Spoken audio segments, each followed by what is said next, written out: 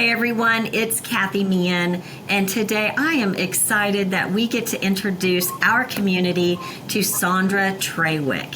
So, what's special about Saundra Traywick? Well, I'll tell you guys, I never thought I'd be talking about donkey milk on a podcast, but this woman is amazing. She is a resource, and I want to introduce you all to Sondra so that she can talk to us about donkey milk. So, Sondra, how in the world did you get to where you are? Can you give us a little bit of a background? Well, first, thank you for having me on. It is always humbling when people like you take the time to interview us and get our story. So I want to thank you for that and for everything, the example you have been of courage. You're a blessing to our state and to the children and the families that you help. So thank you. Thank you. Yeah, absolutely. The question, how did we get here? Is that what you're asking? Yeah. How much time do we have? Yeah. Well, it was totally God. That we always have to give him the credit, because this was not a part of our plan. When our daughter was 6 years old, she was totally normal and very creative and very brilliant and doing all the things. And one day she woke up and she had actually the first symptom we noticed was extreme body odor. And she was 6. And then separation anxiety, and then OCD, washing her hands until they were chapped and nearly bleeding. Hallucinations, waking up in the middle of the night, seeing spiders and bugs and snakes on the ceilings. And this was all within about 24 to 48 hours. So it was terrifying. Oh, goodness. Yeah. And she was very, very creative and very artistic. She lost her ability to do her artwork, and I would read them very high level books, and she couldn't comprehend. I had to go back to simple, like fairy tale type picture books, and she couldn't even comprehend those. She had, by OCD, we're talking about things like I would prepare her food and take it to the table, and she would say, well, you touched the edge of the counter, and then you touched my plate, and then you touched my cup, and so it's all contaminated, and wouldn't be able to eat it. And so, and that's a 6-year-old, and then the Chick-fil-A person handed her cup and they touched her straw. And that's not something a 6-year-old would think through, that this has germs and bacteria. So those all came on within about 48 hours, and terrifying. I was researching, and prior to this, I was already a crunchy mom.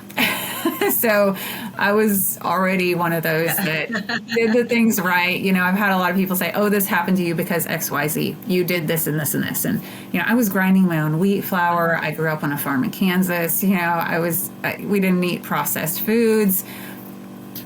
So it was a shock, and we already very healthy, didn't have her. She had not been really sick at all of the things. So this came out of nowhere. And we were one of the very fortunate and blessed few that got a diagnosis early. So we took her to a couple different doctors, and I was very careful. We had just moved, and I didn't have a pediatrician yet where we were. I was terrified if I took her into a pediatrician, they would take her away from me and say we had abused her.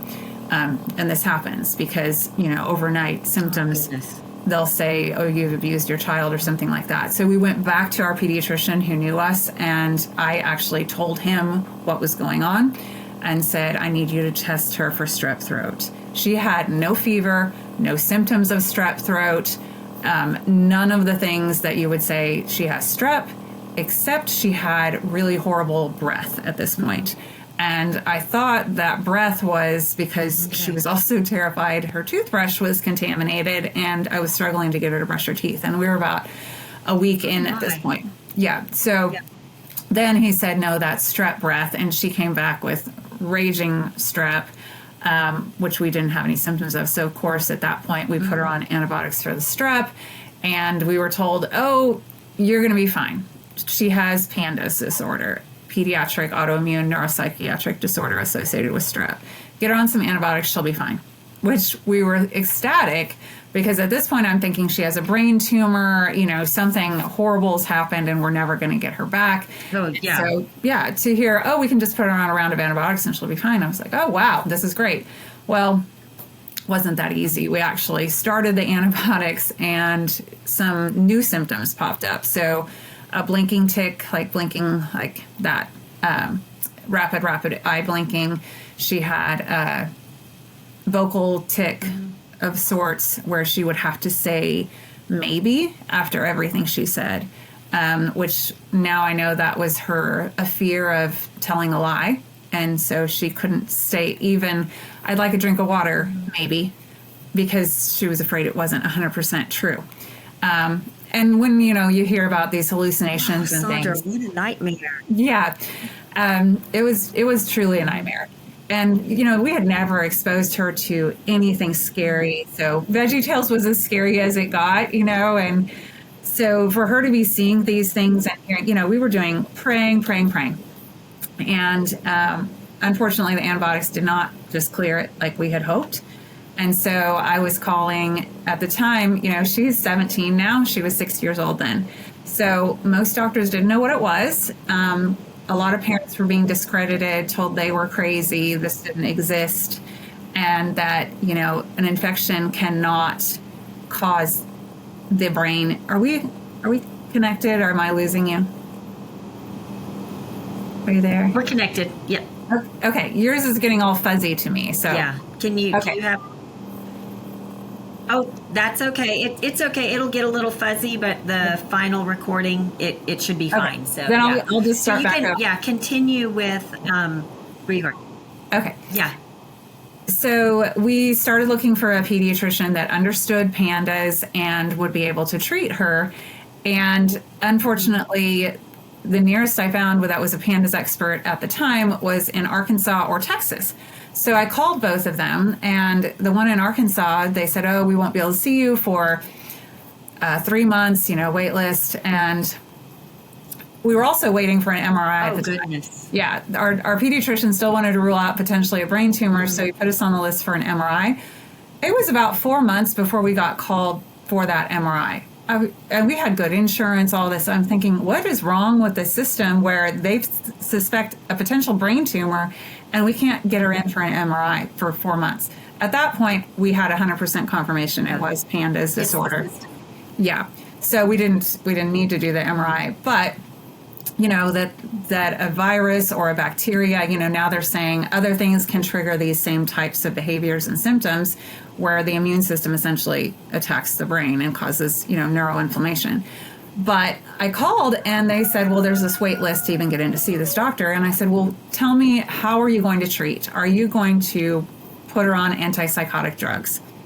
And they said, well, yeah, that's how we treat this. And I said, well, I don't need an appointment. Because why would I treat the symptoms when this is clearly an inflammation? Why are we treating symptoms? So canceled all that, and I called National Institute of Health, and I said, okay, because I'd found some great research on their website at the time talking about it, and they were doing a trial of IVIG on kids with PANDAS. But you could potentially also get the placebo because this is a trial, and if you weren't in the trial, you know how much it costs. I think it's about $10,000 a treatment, and insurance doesn't cover it because insurance didn't believe it even existed, which is handy. So they said, well, our best guess is IVIG or antibiotics every day till she's 18 or 21. And I'm sitting there going, well, if the experts are guessing, then we can pray and we can do our own research and we can see what the Lord leads us to. So that's what we did. And I started actually looking at what are autistic parents doing, because I was seeing some amazing reports from some autistic parents that were, helping their child to have the best quality of life possible. And so what I found was a graph with two circles, and they overlapped, and it had PANDAS and autism, and the overlap, in the middle of similar symptoms and whatnot. And so I thought, well, let's see what they're doing. And one of the things I found was camel milk. And so this is a really long story. I'm trying to shorten it up, but we actually started her, and we did it all wrong. So I mean, I was terrified that, you know how when you move in a new house, you have about 3 months where you want to get everything perfect, and then after that 3-month period, you're like, it's fine. Yeah. You know, I didn't get that picture hung, but I don't really need it. It's just going to be that way. It's just going to be that way. You get used to something. And I did not want to get used to my daughter at normal. I didn't want to forget what she had been like before this. Yeah, what a mom. And I was just, that wasn't acceptable. And so we threw everything at it but the kitchen sink. I mean, I did homeopathy with a practitioner in New York. We did completely paleo, gluten-free, and there weren't any cookbooks back then. I didn't even know. Somebody told me, you just need to cut out all these foods. My husband got home, and I had huge laundry baskets outside full of all our food, and he was like, what are we going to eat? I said, I don't know, but we can't eat any of that anymore. Because it's got corn in it. It's got grain in it. And I grew up on I was like, here's some nuts. Sorry. That's what you get, nuts and water. So we all ended up, so it was just it was a very intense time frame. And I was doing raw milk, raw cow milk, raw goat milk, raw cow colostrum. And then we actually found a naturopath that recommended the camel milk. So I found a source for raw camel milk and did get some of that. And that seemed to be very helpful. And I'm not discounting any of the other things we did. The nutrition, all of that was critical. So what I did was kind of backwards in that we did everything all at once. And then I started eliminating things and seeing what was a real what we still needed. Maybe we needed some of those things as part of our stair steps to get where we were. But like one time we gave her a hamburger with a gluten bun, and oh my goodness, it turned into rages and all the things. I was like, okay, still got to stay gluten-free, still have to stay paleo. That's important. So we phased out some of the homeopathy. Yeah. Didn't seem to make a difference. I still use homeopathy, but maybe it did the healing that it needed to do. And then we didn't need it anymore at that level. So, the camel milk seemed to be a pretty big instrumental step for us. And we actually went to a farm here in Oklahoma that had camels and had a crazy experience there. Turns out they can be very dangerous. So I called this doctor that had naturopath. I called the naturopath and I said, could we milk a alpaca or something that doesn't have jaws that will crush your skull? And she said, well, try donkey milk. Some kids do better with that. So we tried donkey milk. And within... donkey milk. Donkey milk. Mm-hmm. And so within the first dose, about 30 to 40 minutes later, she said, I love you, Daddy, for the first time since onset months before. And that's the reason. Wow. Yeah. Interesting. Yeah. So. Yeah. And so started your donkey milk journey. Yeah. Yeah. And she had not been able to. That's incredible. So what is it? Yeah, what is the difference between donkey milk, camel milk, cow's milk, goat's milk? What is it that makes donkey milk like the gold of when you're looking for milk for therapies? What is it? So I would actually, this is probably going to surprise people, but I would not say donkey milk is what you would always go to. So donkey milk is the closest of any milk to human breast milk in composition, but it is lower fat than breast milk. It's very high lysozyme content, great other lactoferrin, immunoglobulins. Okay. So what we see for a lot of autoimmune stuff, anecdotally, because I'm not a doctor, is just pretty amazing. But very interesting, a few years later, my younger daughter became type 1 diabetic. And this is extremely frustrating, because here we are doing all the things. And I actually think that, a lot of it is what we're being exposed to inadvertently, because these are things that were not in our family before. None of this autoimmune stuff, what's going on epigenetics. Right. No family history. No. Right. No. And now 2 for 2 of my kids both have chronic childhood. It is a toxic world. It is. Yeah. It is. So interestingly, though, what I learned so crazy because yeah. So I was in the hospital with my younger daughter now in ketoacidosis, type 1 diabetic, and I'm telling the doctors, I was like, well, have you guys looked at camel milk? Because camel milk, there's amazing research on camel milk for type 1 diabetes. However, we do not want to milk camels, so there is no one in our area that milks camels in Oklahoma. So there is someone in Missouri. There are some other people that will actually ship camel milk.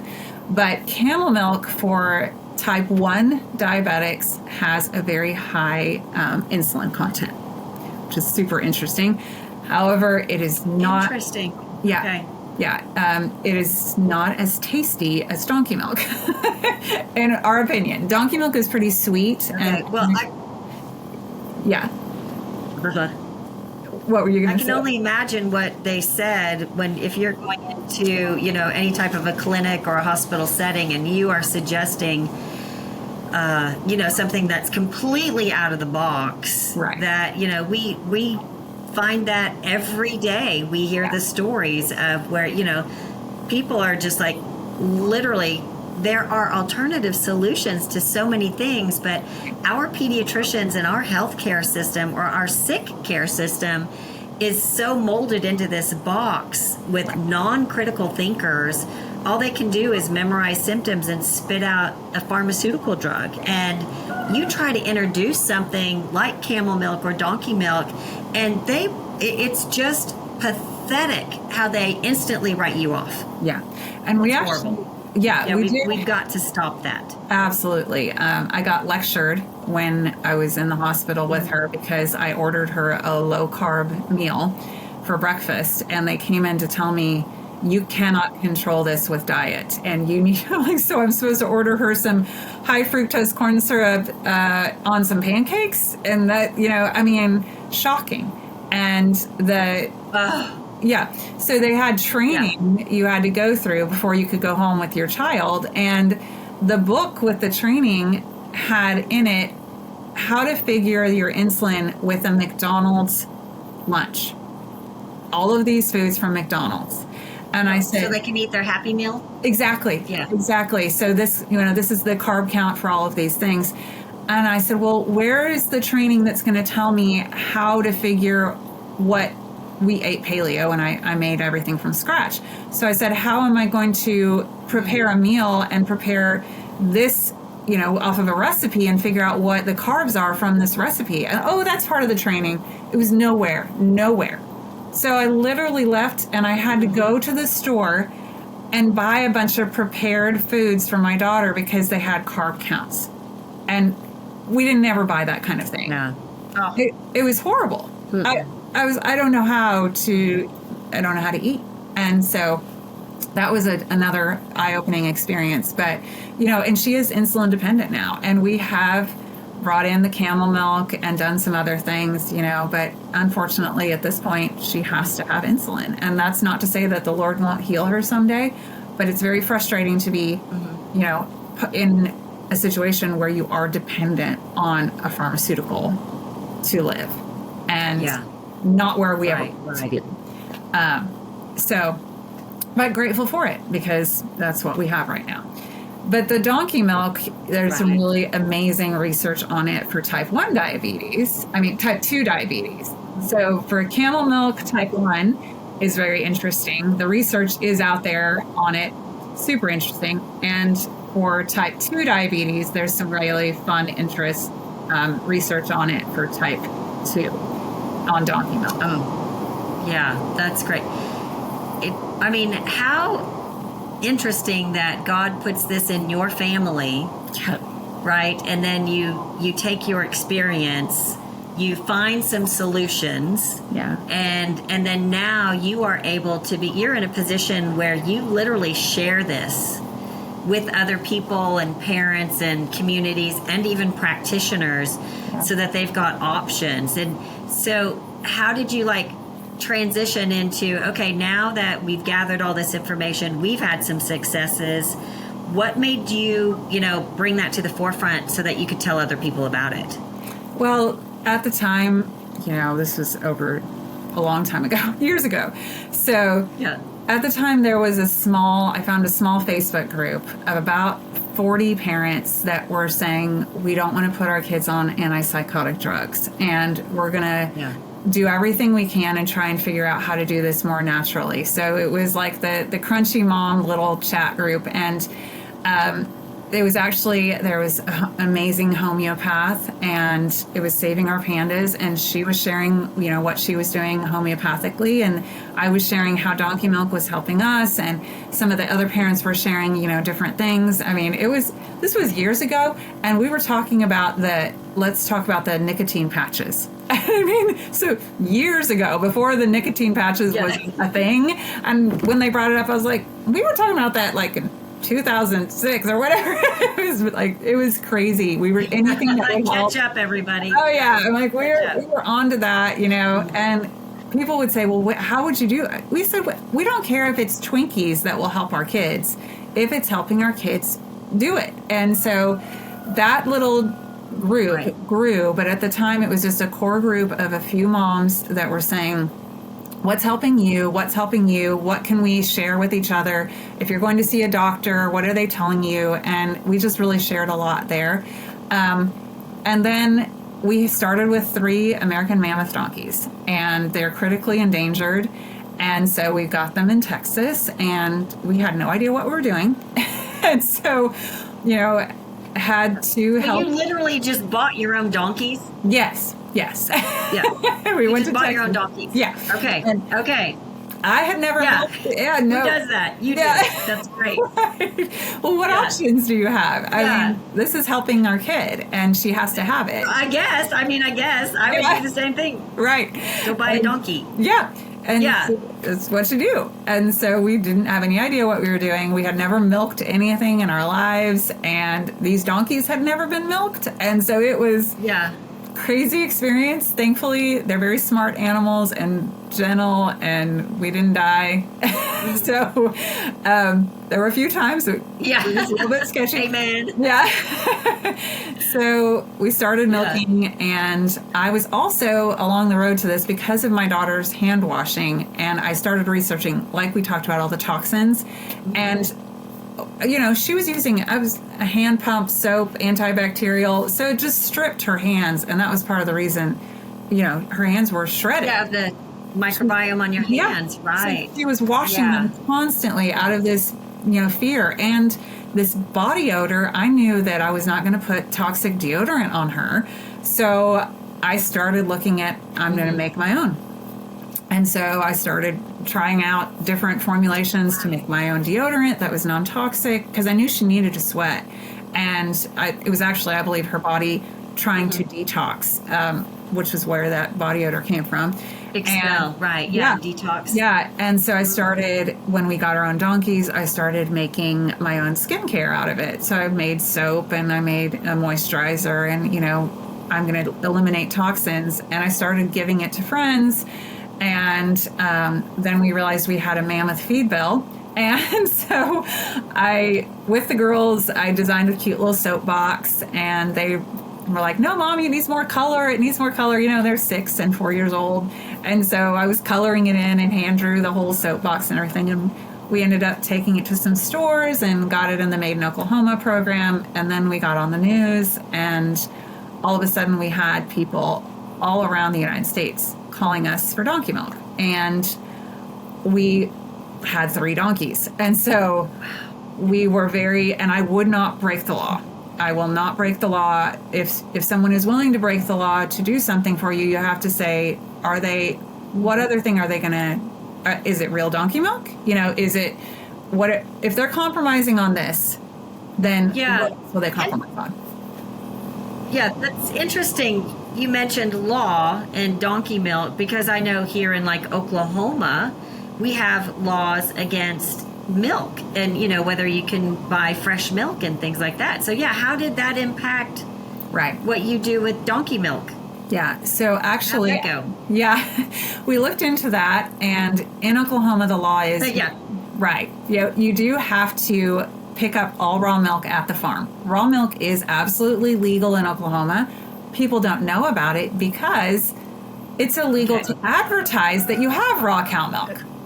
So if you can't advertise your product, how would anyone know that you have it? And so I looked, though, and the law in Oklahoma said cow milk and goat milk, nothing about donkey milk. So we were able to share our story on the news. We've been in Southern Living magazine, and because donkey milk was not a part of the law, I was able. We've had people reach out. I saw you in Southern Living. This is what's happening with my grandchild, and they've never been diagnosed properly. So because I was able to use my legal right to freedom of speech to share the way the Lord blessed us through donkey milk, children have been diagnosed properly when doctors had missed it. We have helped increase awareness about this disorder around the United States and shared our faith about it in this process. And so along with all of this, we were fighting some environmental battles because knowing about toxins and whatnot, and I inadvertently, naively poked a bear that I did not realize was some of the most important, well, not important, some of the most powerful people in our state were involved. And so I was, I see something wrong and I'm going to try to fix it and make sure that other kids are healthy. And so I was making a lot of noise about this. And the next thing we knew, we had the state and the federal agents showing up at our farm, and legislators were running bills trying to... Legislators ran a bill to trying to regulate your donkey milk. Is that what it was? Yeah, to regulate our donkey milk, which would have then put us in the category of not being able to advertise, not being able to tell anyone about our raw milk. And so we fought that, and totally the Lord, it was stopped before it was made law, but it went through all the process and almost became a law. And since then, we've had another piece of legislation ran against us, which also did not make it through, thank the Lord. And so we learned really quick. And Amen. Right. But part of what happened through that was our next shipment of freeze-dried, because we started importing donkey milk. Sorry, I'm kind of going in circles here. When we could not ship because we wouldn't... No, that's okay, because I'm sure the demand... Right. Yes. Yeah. Yeah. And so the demand's got to be huge. Yes. Mm-hmm. And so I'd have people call me, and they would be from Turkey, but they'd moved to the United States, and they'd say, well, in my country, the doctor would have recommended we do donkey milk along with chemotherapy. And I need donkey milk to go along with, because they were dealing with whatever issues they had. And I would say, well, I cannot ship it to you. And they would, some of them would put this guilt trip on me, like, well, you could save my life if you will do this for me. And I said, I can't. I'll break the law and then I'll shut down and I can't help anyone else. It was horrible. And I mean, you start to put yourself in this thing, am I doing the right thing by doing the right thing? And so the Lord led us to an amazing farm in the Azores, Portugal, the islands of Azores in the middle of the Atlantic. And we brought in their freeze-dried, low-temperature pasteurized donkey milk, and it was having amazing results. And so we now offer that we can ship anywhere in the United States. And we also have our raw milk here at the farm. Wow. Yeah. So the problem is our freeze-dried milk is so good. Answered prayers. Absolutely. But the problem we're finding out is the freeze-dried milk is so good that people don't want to drive out to the farm and get raw milk. So I'm like, well, Now I've been to your farm, and if you're anywhere near Oklahoma, you need to go visit the farm, because it is one of the coolest places that you will ever see. And your farm is phenomenal. I love it. Thank you. We look and see all the work that we need to do. Do farm tours? We don't, for groups. Yeah. But most of the time I just tell people to wait and come for the health event that you were here for. So the health event is the best way to... And we'll talk about that. Yeah. Mm-hmm. Yeah. So it's a lot of fun. And we have a lot of baby dolphins. So great. And so that's great. So now you... Oh, so cute. So you have the ability to ship all over the United States the freeze-dried donkey milk. Yes. And then, or people can actually pick it up raw at your farm in Oklahoma. Yeah. So, okay, that's, I mean, what a resource. Isn't it just so amazing how God works? And I mean, and I'm so sorry that your daughters and your whole family had to go through this tragedy and nightmare. And, you know, it's always, you know, God's plan always turns it into something beautiful, right? And just like, which is like so amazing. And I mean, I can just tell, I mean, you were a mom that was going to take control and you were going to take this, you know, bad thing and turn it into something good. And, you know, I mean, thank goodness for you. No. And yeah, how has that journey been for your whole family? I mean, what's your husband thinking? Oh, well, he's the one actually milking the donkeys. So it's a lot of work. Okay. Yeah. It's a labor of love for sure. I bet. So, but we love it. We love it. It is. And then, but I want to talk briefly about your skin products too. So, I'm assuming they're donkey milk skin products, and then are those available for people to purchase? Yes. And like, I mean, tell me something about those. So, okay, we have these. It's probably backwards, but that's our soap. And then... That's all right. Yeah. Okay. And then our deodorant, actually, the deodorant does not have donkey milk in it, but it's natural and it, you know, you're still going to sweat. Okay. Sweat is good. You know, you need to detox through sweating. You don't want to block that pathway. So you don't need to smell while you sweat. That's kind of the point. You don't want to smell. So, and then we have our freeze-dried. This is... Right. That's for our freeze-dried donkey milk. And then our raw milk comes in a glass jar. Okay. And it's frozen. They can let us know ahead of time, and we can do fresh, not frozen yet. One of the things... So I have to be careful because we're not doctors, but most people do not drink this like you would cow milk. So I've heard that in Europe they recommend about a cup a day therapeutic for a, you know, that's what they would call for an adult dose, which we've seen the best results in the morning and in the evening. So splitting that out.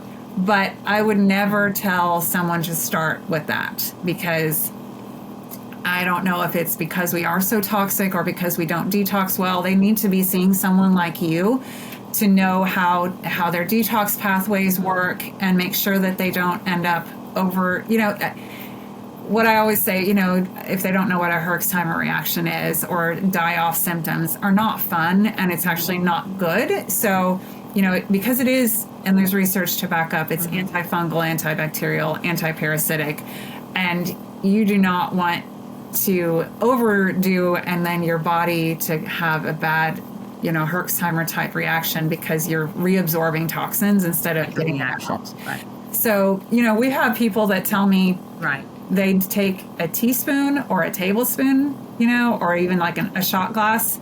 Some people have to start at a very low dose and they can stay there. It's expensive. So if you take a very small amount and you see a great result with a very, very small amount, then do that. You don't need to work up to more. If you want to work up to more and that's what you need, then try it and see what works for you. But there really is not like a magic, take this amount, you know. So I'm always very, you're going to have to try it out. Well, and with anything, which, you know, I probably need to make that disclaimer is if you're going to do any type of a treatment or therapy, remedy or anything, whether it's natural or even pharmaceutical, you need to make sure that you are under the advice of a physician or a practitioner and work with them because you're right. One dose for one person or one amount is going to be completely different than somebody else's. And, you know, they really need to have like your history, make sure your detox pathways are good. And it's not just like, oh, hey, I can call and order some donkey milk and start drinking it. And we're not saying that to anybody, but this is a resource for when that is something that you might want to try. And I'm sure that you also, you know, you probably have a list of providers for people in the area that you can recommend. And Obviously. So there's the disclaimer. This is not. Yeah. And it is. Got to cover our butts on that, right? Exactly. Because that is one of the things they try to do is say you're practicing medicine. And I'm always like, no, I'm just a mom. This is what works for us. Right, right. It's milk. It is just milk. So, on the one hand, I'll have people email me and say, this is my list of drugs that I'm on, and will this counteract with it? And I'm like, well, it's milk.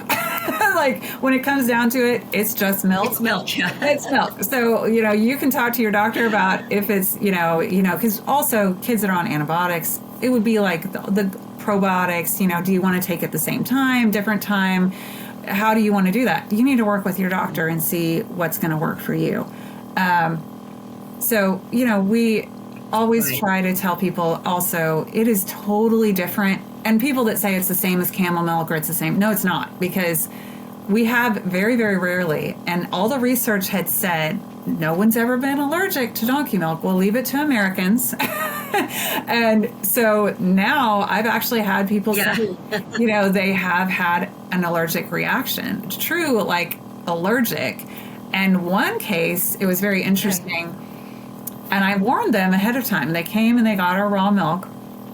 And they said, our daughter was anaphylactic to IVIG, which is immunoglobulins. And I said, okay, well, be very careful with the donkey milk because it's very high in immunoglobulins. And they were from, I think, Missouri. And they texted me later that night. And sure enough, their daughter had been allergic to the donkey milk. So at that point, okay, and we actually had a company that does IVIG, and they were interested in this because IVIG is very expensive. So if you're going to throw out $10,000 for IVIG, they started saying, well, maybe we should test them with a package of donkey milk first and see if they're allergic to the immunoglobulins in the donkey milk. Because you could save them, if and it would be something someone would have to research to see if it's always that way or if this was just a fluke of a case, and it's very, very rare. But usually when I ask them, I say, can your child drink cow milk, goat milk? Oh yeah, no problem. So I think that's actually a great testimony too, that donkey milk is very different than cow milk or goat milk or anything else. You can't just put, breast milk is very different than cow milk, and cows have 4 stomachs. We have one, and donkeys have 1 stomach. And I always go back to Jesus rode on a donkey. So there's the only mammal that spoke. There you go. Yeah, the only mammal that spoke in the Bible was a donkey, and it saved someone's life. So I love just looking at all the different things and going, maybe part of it is also, a belief. Maybe there's something to that. Yes, absolutely. Who knows? Yeah. But it's fun. Yeah. Well, that's a big part of it, especially when, we deal with parents that have children that, sometimes you just feel so helpless because what can you do? We didn't go to medical school. We don't know what's going on. There's so many resources out there. You have to have hope and you have to have faith. And, and I'm so glad that you are able to, number one, you provide people with the hope and with your own testimony, that they can build their faith. And I personally believe, everything happens. It's God's plan, and the way we work through things and how we can help and encourage one another.